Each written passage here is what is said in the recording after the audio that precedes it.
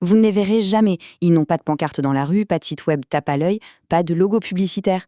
Et pourtant, ils gèrent dans l'ombre plus de capitaux que la plupart des banques centrales de notre monde. Ce que vous observez ici, ce sont les Family Office. C'est littéralement le service secret financier de l'ultra-richesse. Leur seule et unique mission, s'assurer que la fortune des fameux 0,1% ne disparaisse absolument jamais. Vous pensez honnêtement que ces gens-là ont un simple compte en banque ? Vous avez tort. Ce qu'ils ont, c'est une véritable armée de l'ombre à leur service. Pas de banque, pas de logo, pas de limite. Le message est d'une clarté redoutable. Oubliez tout ce que vous croyez savoir sur la richesse. À ce niveau stratosphérique, le système bancaire traditionnel que vous et moi connaissons devient non seulement obsolète, mais il est perçu comme une contrainte. On ne parle plus de petits guichets VIP ou de cartes noires prestigieuses, non, on parle d'une infrastructure parallèle qui opère entièrement sous les radars du grand public, totalement affranchie des limites de la finance classique. Concrètement, comment ça marche ? Un family office, c'est une organisation de gestion de patrimoine, mais strictement privée. Et quand je dis privée, c'est qu'elle est dédiée à une seule et unique famille ultra fortunée, ce qu'on appelle un UHNW dans le jargon financier.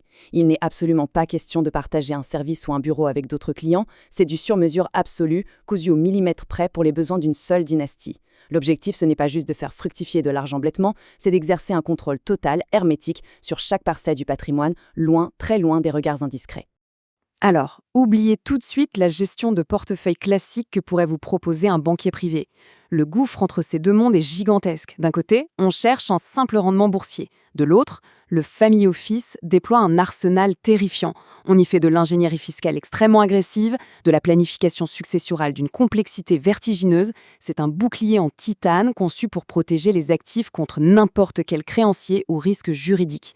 Ce n'est plus de la finance, là, c'est de la haute architecture défensive. Et pour construire et maintenir cette forteresse H24, il faut des soldats. C'est pour ça que je parle d'une armée de l'ombre. Ce n'est pas juste une jolie métaphore pour faire un effet de style, c'est littéralement comme ça que cet écosystème fonctionne. Cette armée fusionne l'optimisation financière extrême et la protection juridique pure et dure pour rendre le capital insaisissable. L'idée de génie, c'est de créer une bulle où l'impôt, les crashs boursiers et même les aléas de la vie rebondissent sans jamais rien érafler. Leur méthode ? Une diversification massive, exécutée avec une précision chirurgicale. Des montagnes de capitaux sont injectés dans des actifs tangibles, inébranlables. De l'immobilier de très haut prestige, des milliers d'hectares de terres agricoles, du private equity hyper stratégique, des œuvres d'art inestimables. Mais la clé de voûte de tout ça, c'est l'usage intensif de structures offshore. Des trusts, des fondations anonymes. C'est une immense toile d'araignée internationale, tissée pour une chose, effacer toute visibilité et contourner minutieusement la fiscalité. Mais alors, qui tire les ficelles de tout ça ? C'est là qu'entre en scène le personnage le plus fascinant du système, le gatekeeper, le gardien du temple. Imaginez un filtre absolu. C'est un individu ou une petite entité plongée dans l'ombre, qui verrouille le moindre accès direct à la famille. Il possède les clés du royaume. Absolument toutes les décisions doivent transiter par lui. C'est la garantie ultime que le monde extérieur ne pourra jamais, au grand jamais, s'infiltrer dans les affaires intimes de la dynastie. C'est une mécanique de centralisation implacable. Tout part de la famille, l'entité sacrée qu'il faut protéger. Juste en dessous, le gatekeeper agit comme un chef d'orchestre tout-puissant. C'est lui qui donne les ordres à des bataillons entiers d'avocats d'affaires, de fiscalistes, de génies et de banquiers. En étant le seul point de contact, l'opacité est garantie à 100%. Et c'est exactement cette structure qui leur permet de faire bouger des sommes astronomiques, de valider des montages colossaux sans laisser la moindre trace publique, en contournant magistralement les régulations bancaires standards. Bon, on a vu l'architecture spatiale de ce bouclier, mais il faut aussi comprendre sa dimension temporelle. Et c'est là que le cynisme du système atteint des sommets. Ça devient presque une forme d'art. L'objectif d'un family office, ce n'est pas de faire un bon profit le mois prochain. L'obsession absolue, c'est la préservation intergénérationnelle. On ne raisonne plus du tout à l'échelle d'une vie humaine. On parle d'un capital monstrueux qui a pour mandat de survivre aux guerres, aux crises géopolitiques, à l'inflation, et oui, même aux éventuels divorces désastreux des arrière-petits-enfants. Imaginez un instant, un horizon de placement de 100 ans.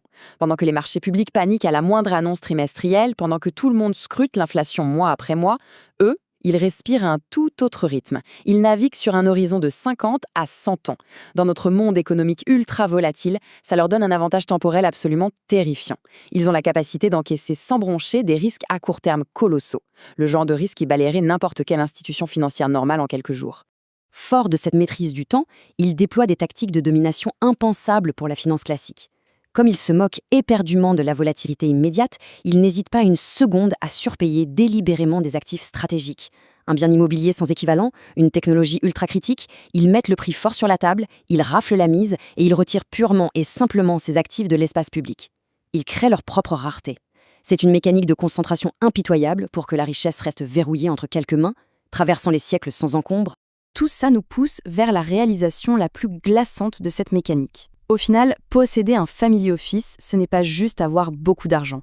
C'est posséder un écosystème de contrôle. C'est une question de souveraineté absolue. La vraie curiosité, ce n'est pas d'essayer de deviner combien de milliards dorment sur ces comptes invisibles, mais d'observer comment ils ont patiemment façonné un système juridique et financier mondial totalement parallèle. Une véritable forteresse qui les rend tout simplement intouchables par les règles communes. Et c'est la conclusion inévitable de ce système. Vous et moi, nous évoluons dans un monde où les règles s'appliquent à tous, sauf, bien sûr, à ceux qui possèdent la machine capable d'écrire les règles de leur propre transmission. À travers l'usage massif des trusts, l'opacité des paradis fiscaux et cette vision sur un siècle, l'ultra-richesse a fait sécession. À ce niveau-là, croyez-moi, la richesse n'est plus une simple possession que l'on compte, c'est devenu une juridiction, privée. Une juridiction dont eux seuls détiennent la Constitution.